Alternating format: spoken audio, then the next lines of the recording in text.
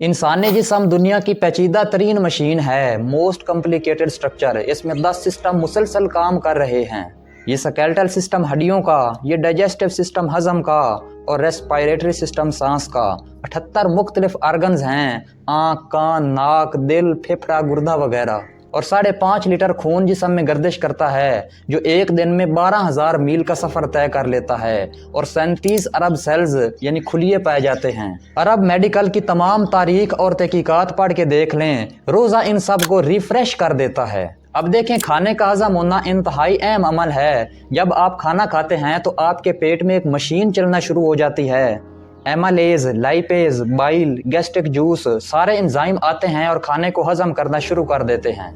Digestion के दौरान चूंकि पेट में काम हो रहा होता है तो सारा खून का दबाव भी पेट की तरफ हो जाता है। जिस तरह इंसान को गुस्सा आता है तो उस वक्त उसके खून का दबाव हाथों की तरफ होता है कि कहीं इन्हें चलाना भी ना पड़ जाए। और ये डाइजेस्टिव सिस्टम की मशीन तो सारा दिन चलती रहती है। हम रुकते कहाँ हैं, कभी यहाँ से खाया, कभी वहां से खाया और सारा दिन खाते ही रहते हैं। लेकिन रोजे के दौरान ये मशीन रुक गई है क्योंकि पेट में खाना नहीं है।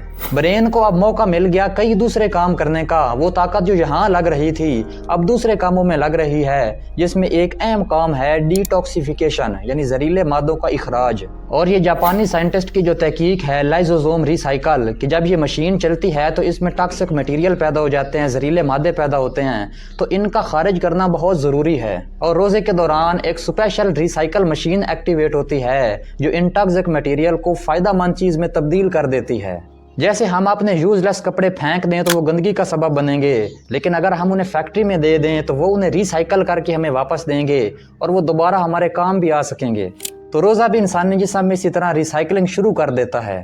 वेब एमडी में पब्लिश एक आर्टिकल के मुताबिक ये जो डिसिप्लिन्ड हंगर है कि सुबह खाऊंगा, फिर दरमियान में कुछ घंटे भूखा रहूंगा और फिर शाम को खाऊंगा, इसके दौरान जो जिस्म में खून गर्दिश कर रहा है इसमें गंदगी कम से कम है, यानी जिस्म में साफ खून गर्दिश कर रहा है। और जब इसकी सप्लाई ब्रेन को मिलती है तो क्लियर थॉट, बेटर मेमोरी और इनक्रीज शार्पनेस यानी अच्छी सोचें आएंगी, यादाश्त तेज होगी और इंसान की क्रिएटिविटी में इजाफा होगा। और जिस्म के अंदर गुड हार्मोन जैसे इंडोर्फिन और डोपामीन वगैरह इनकी मिकदार बढ़ती है, मायूसियाँ छटती हैं और रोज़ा इंसान को ताज़ा कर देता है। और हमारा ये लिम्फेटिक सिस्टम जो इंसान की अंदरूनी आर्मी होती है, बाहर से आने वाले जरासीमों को और गंदी चीज़ों को रोकती है, ये भी रोज़े के दौरान रिफ्रेश हो जाती है, इसको भी ताजगी मिलती है और पूरा इम्यून सिस्टम वो ज़बरदस्त अंदाज से वर्किंग ऑर्डर में आ जाता है।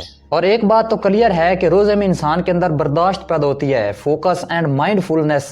आज नफ्सियाती बीमारियों का जो तूफान आया हुआ है ओवर थिंकिंग की वजह से, रोज़ा इंसान की सोचों को सेट कर देता है और सही अंदाज से रोज़े रखने वाले एंजाइटी, डिप्रेशन, टेंशन से बचेंगे इंशाअल्लाह। अब देखें, जो दुनिया में 2 अरब से ज़्यादा लोग ओवरवेट हैं, उनका वजन ज़्यादा है। अगर आपने सही तरीके से रोज़ा रखा है तो आपके पेट की चर्बी घुलना शुरू हो जाएगी। अब देखें, आपने आखिरी खाना कब खाया था? सहरी के वक्त, तो 9-10 बजे तक तो उसकी ताकत रहेगी, लेकिन उसके बाद पेट में खाना नहीं है लेकिन एनर्जी तो चाहिए, तो उस वक्त जो पेट की चर्बी है वो घुलना शुरू होगी। लेकिन ये उस सूरत में होगा जब आप एतदाल और म्याना रवि से काम लेंगे। कहीं ऐसा ना हो कि आप अफ्तारी में समोसे पकौड़े वगैरह खा लें और फिर बाद में कहें कि अब खाना लाएं, वो पहले वाली तो अफ्तारी थी, खाना तो अब है। और फिर रात को भी खाते रहें और सहरी में फिर पेट भर कर खा लें, यानी आप सहरी में इसलिए ज़्यादा खा रहे हैं कि सारा दिन भूखा रहना है और अफ्तारी में इसलिए ज़्यादा खा रहे हैं कि सारा दिन भूखे रहे हैं। तो इस तरह आपका वज़न कम नहीं बल्कि और ज़्यादा हो जाएगा।